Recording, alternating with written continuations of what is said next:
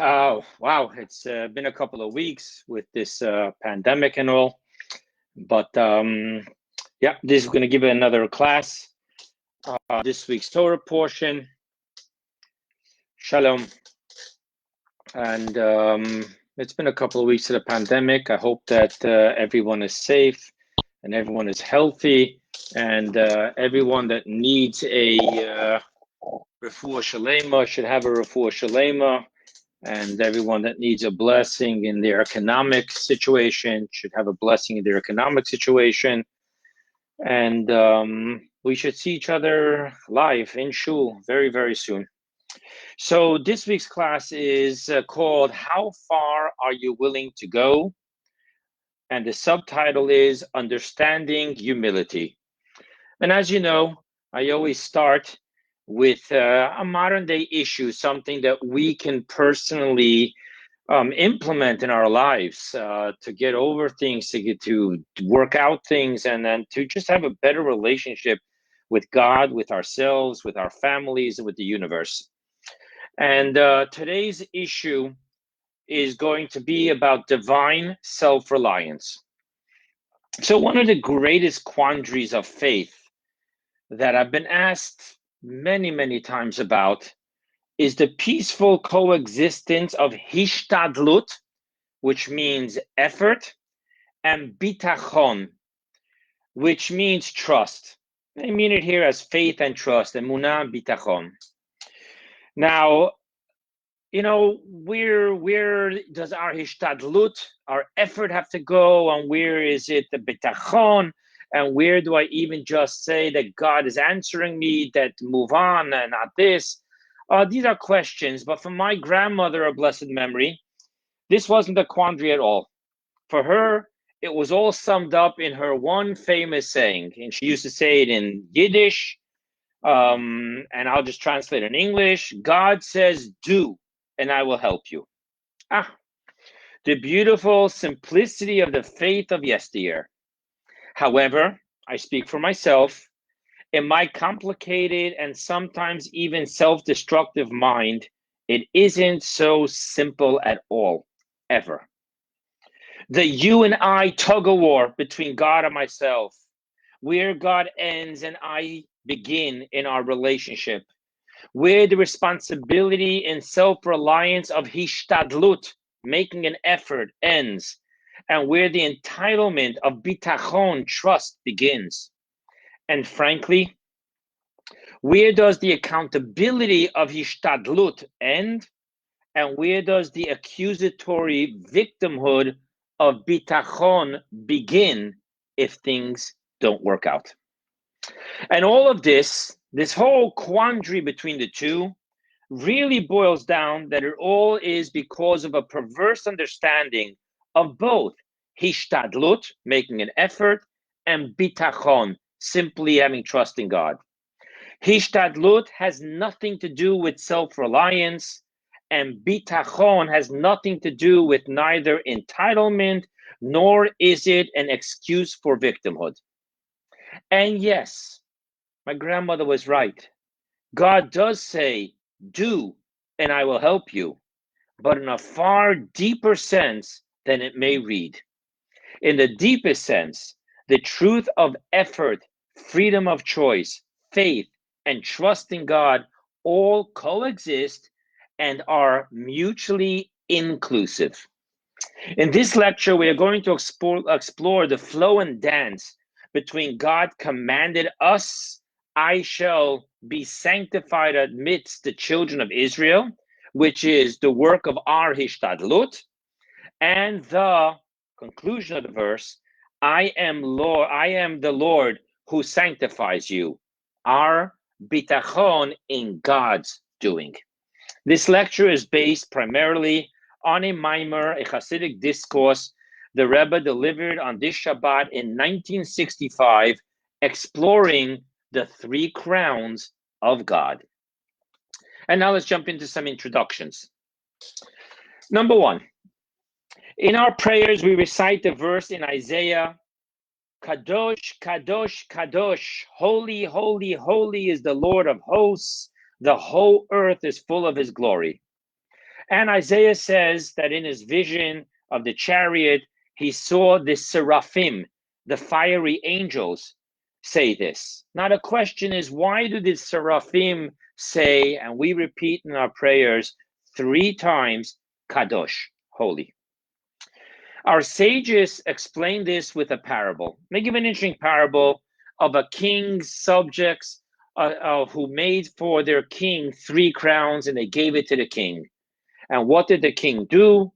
The Medrash tells us the king put 1 on his own head and then put 2 on the head of his sons. So too, the Medrash says, the supernal beings, the seraphim, the angels, they say to God and they crown God every day with Kadosh, Kadosh, Kadosh, 3 crowns, 3 holies. And what does God do?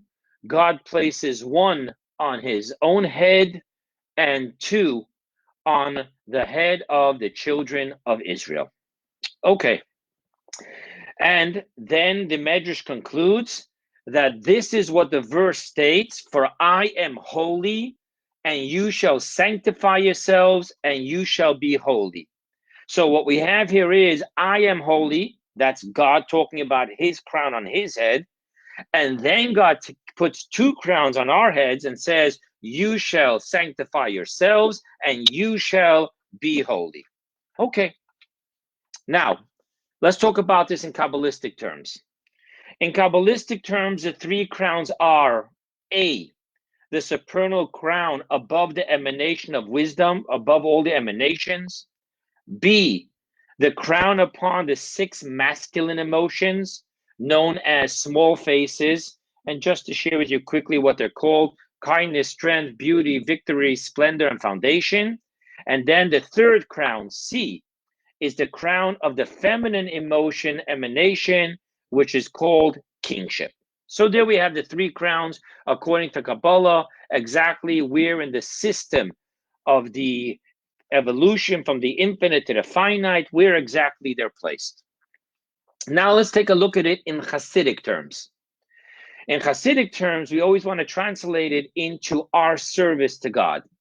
So the 3 crowns are A, the connection to holiness through our yearning from below to above. We yearn to be one with God.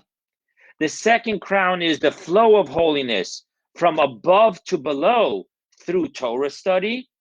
And the 3rd crown is the flow of holiness from above to below through mitzvot observance. So we have below to above, the yearning to be one with God, going up, transcending. And then we have the bringing down in the study of Torah and the bringing down in the study of doing mitzvot. Okay, let's go to one more introduction now that we spoke about the 3 crowns.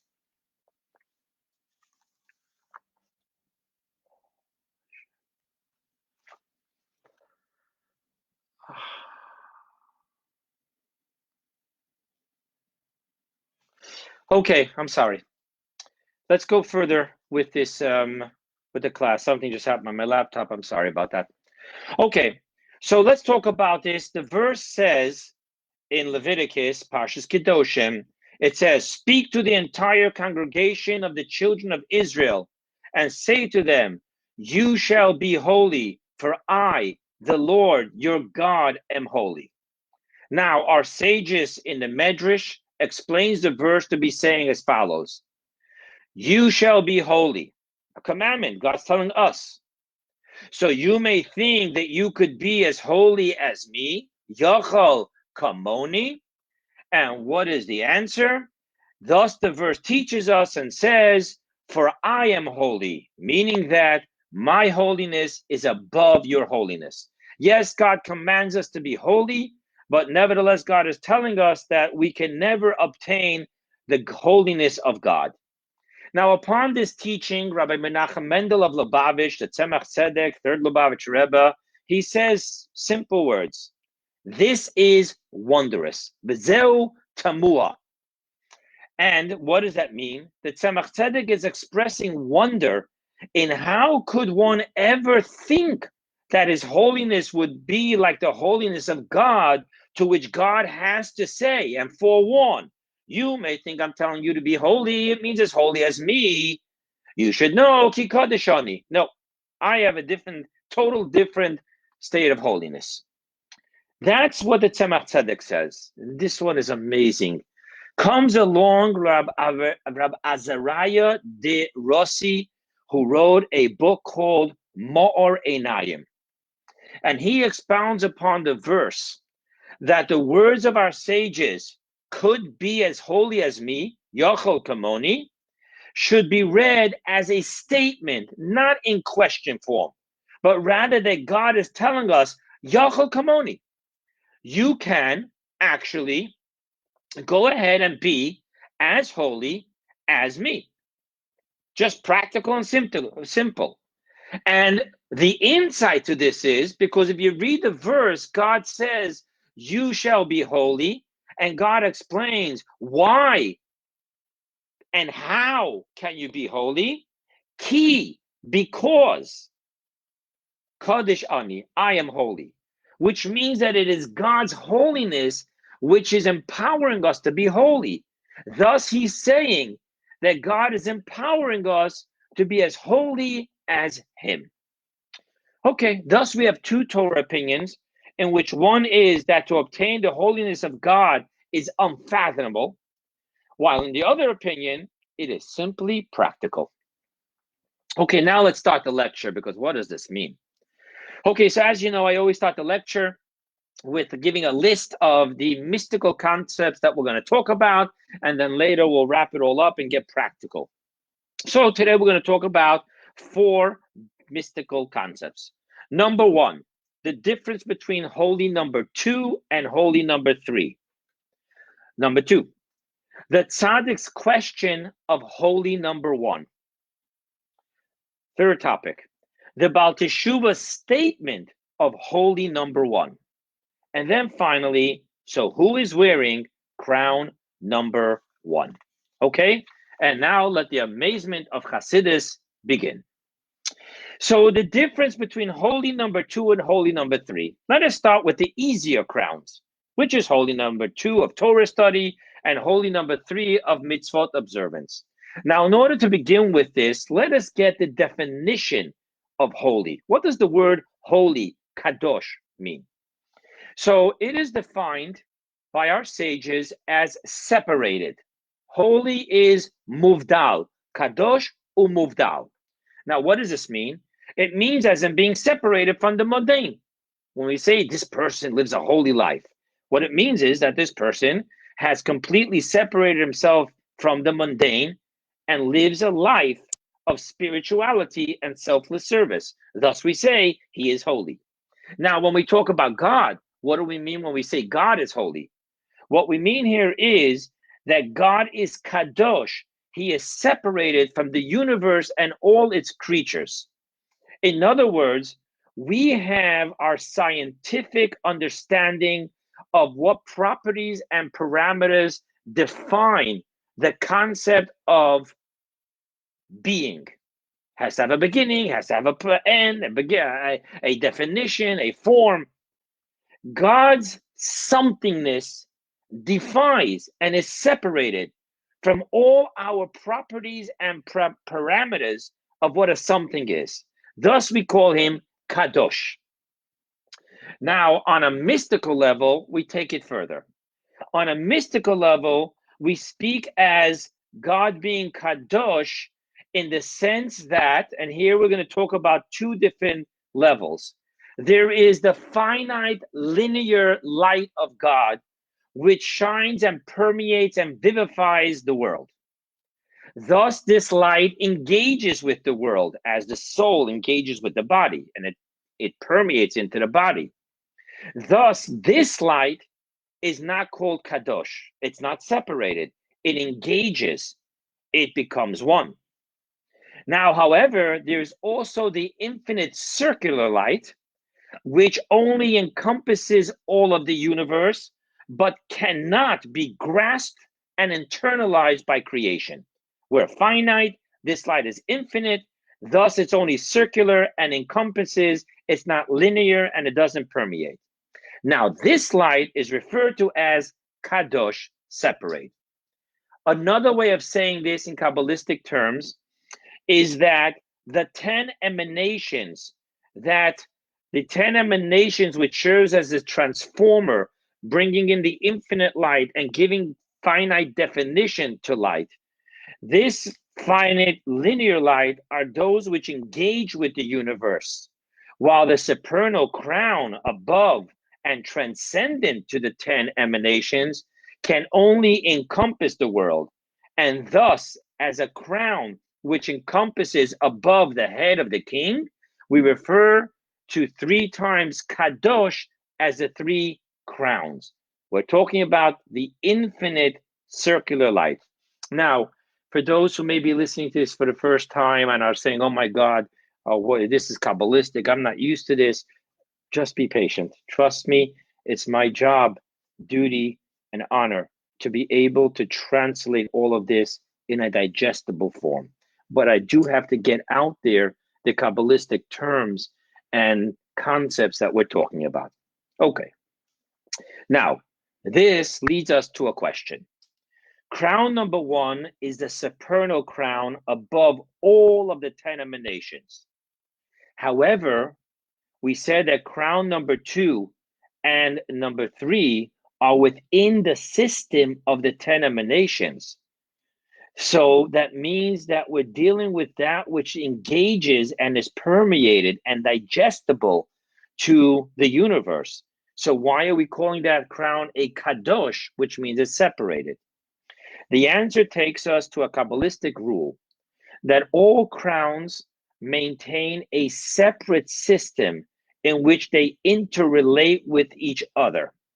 Thus, the crowns upon the 6 male emotions are not of the quality of the emanations, but of the original supernal crown. And so too with the crown on the feminine mystique emanation of kingship. Now, let's start getting practical. With this, we can understand what the latter 2 crowns are. Torah and mitzvot are not of the finite linear light with which the universe was created. Torah and mitzvot are not of the same quality of the divinity in Mother Nature and science.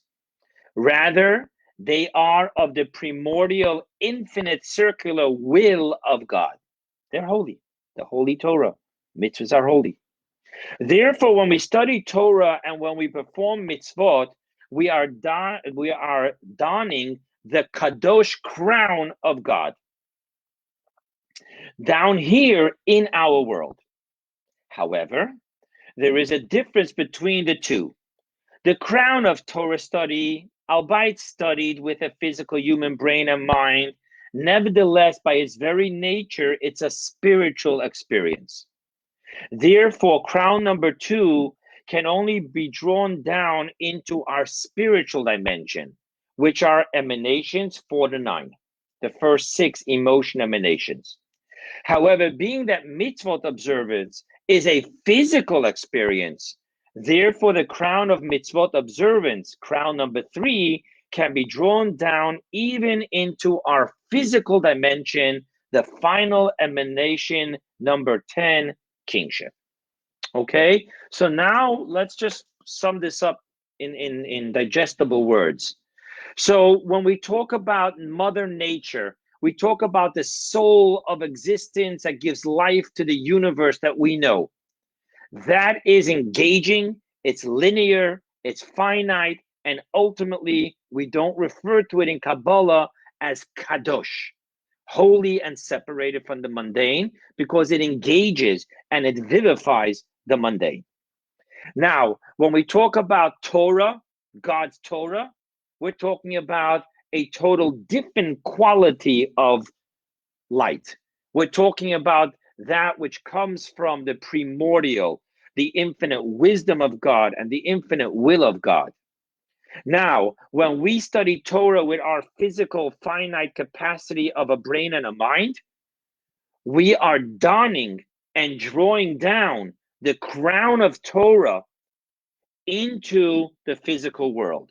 So it's from above to below. It's on the head of the sun, you and I studying Torah. However, studying Torah is still, in the sense that it's metaphysical, intellectual, spiritual, it's drawn down into our inner spiritual dimension. While when we physically do mitzvot, what's happening is that we are drawing down the will of God into the physical dimension of our beings. The house has a mezuzah. The food we eat, we made a blessing. The money we earn, we give charity. That's physical experience of the infinite will of God. And thus, crown number 3 comes all the way down. Okay, now let's get to the more difficult one, crown number 1. Okay, we already discussed that in crown number 1, there are 2 dimensions. There's the one dimension that we spoke about, which is, quote unquote, wondrous to even think that we could experience God's holiness. And then there's the other dimension, which is, quote unquote, it is simply practical that we can experience God's holiness.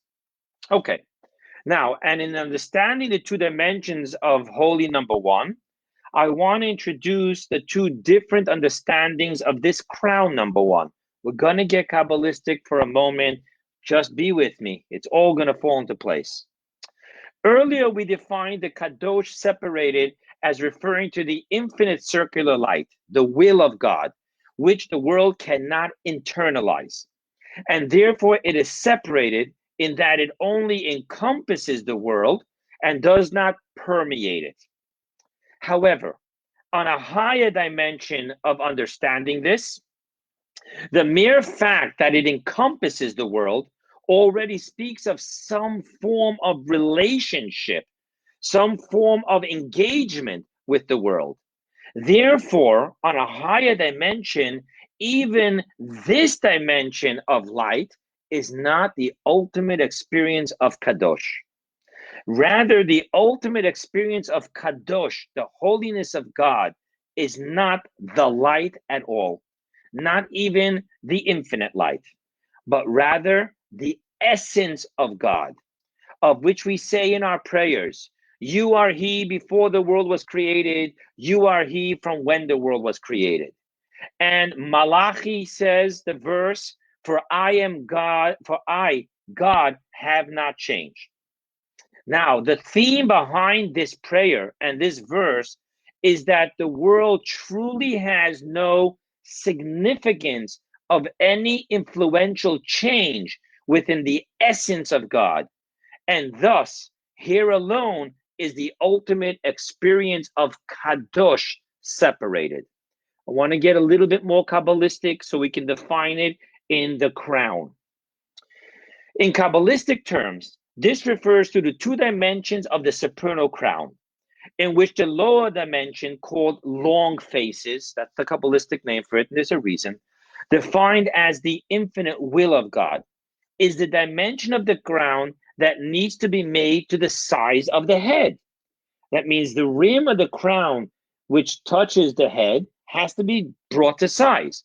Thus, there is an engagement. However, there's also the higher dimension, which is called Atika Kadisha. Now, sometimes Atika Kadisha is called Ancient One, like we call the city, the old city of Jerusalem, Yerushalayim Atika. And sometimes it's called from the word netek, which means lahatik, to detach, the detached one. Now, this is defined in Kabbalah as pleasure of God versus the infinite will of God. Now, this represents not the inner rim of the crown that has to be made to fit the head of the king, but rather as the rest of the crown with the jewels and expanded width.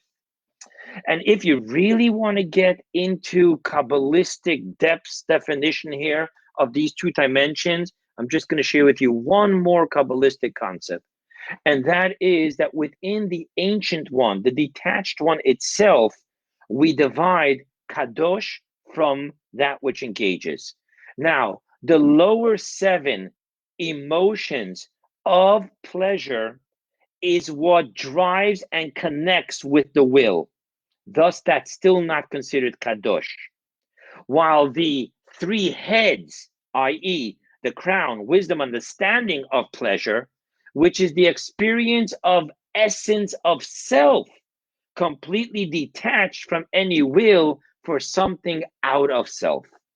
Thus, just in short, I know this was very Kabbalistic, but what we're talking about here is that even the infinite light, which we defined previously as crown number one, detached, we're here defining as nevertheless engaged. While the essence, that is truly called Kadosh. Now let's see where we're going to go with this. How does this play out in our relationship with crown number one? The two opinions concerning crown number one, whether it is unfathomable or whether it is practically obtainable, is speaking of two different types of people in their different types of service to God and thus relationship with God. One is the tzaddik, the righteous one, and the other one is the Baal Teshuvah, the returnee. When we speak of it being unfathomable that one should experience the holiness of God, we are speaking of the tzaddikim. Now, you may have thought otherwise. Follow me. Here is a person who studied Torah and performed mitzvot all his life, and he is growing in holiness from one, in an organized fashion, from one level to a higher level. Okay, that's beautiful. However, such a person, in working with his capacity of growth, is experiencing crown 2 and crown 3, engaging with the absorbing the finite light divinity within creation, and even the crowns of Torah and of mitzvot given to us here on this world. However, their relationship with crown number one, the tzaddik, the righteous holy person's relationship with crown number one, the for I, God, am holy, is that such a holiness is wondrous to them. In other words, in their understanding how kadosh and infinitely separated it is from them. Therefore, the tzaddik's relationship with this crown upon God's head is their yearning going up for being one with God and with his holiness. Thus, it is an experience of from below to above in their yearning to transcend their finite capacity of beingness into the true beingness of God. Now, and even in this yearning, being it comes from their own study, understanding, perception, and holiness, the extent of their yearning is to the lower dimension of the supernal crown, through it having somewhat of a relationship to them. So, now let's go to the Baal Teshuva's relationship with this, with the Baal Teshuva's relationship with this holy crown number one. The Baal Teshuva, the returnee who has sinned and is returning with an unbridled passion to God. Let's see something very interesting. Our sages, it's a Yalkut Shimoni Medrash. It teaches us where the source of Teshuvah comes from by sharing with us a conversation that took place between wisdom, prophecy, Torah, and the Holy One, blessed be He. Now, obviously, they're talking about mystical concepts, but they talk about a conversation in which the supernal Bet Din, the heavenly court, is asking the same question of wisdom, of prophecy, of the Torah, and of God. And I'm going to quote to you this medrash. They asked wisdom, a sinner, what should be his punishment? Wisdom answered, evil will pursue the sinners. That's a verse in Proverbs. Okay. They asked prophecy, a sinner, what shall be his punishment?